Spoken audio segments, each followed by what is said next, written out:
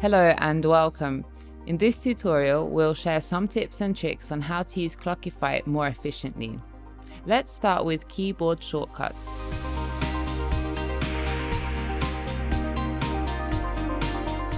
In the web app, you can navigate using only your keyboard.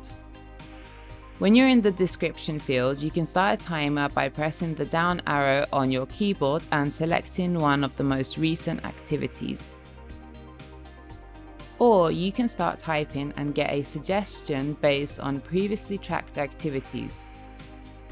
If the keyword is found in either description, project, client, task, or tag, you'll see it. If it's a new activity, you can type what you're working on, hit tab, search for the project, and press down to select a project.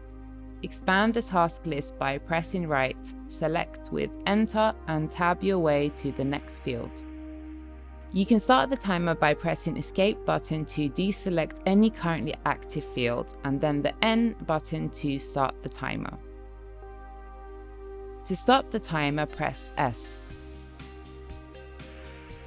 To continue the latest entry, press C. You can also switch to manual mode by pressing M. When you're in manual mode and you're in the start, end, date, or duration field, you can press up and down to increment time. You can also enter duration in a variety of formats. For example, you can enter 1, or 1M, or 1H, or 1.5, and so on. The browser extension comes with its own shortcut. You can press Ctrl-Shift-U once to start a timer and then again to stop it. In the next video, we'll cover how to navigate the project list for more convenience. Thank you for watching, and be sure to check out our other videos as well as like, share, and subscribe.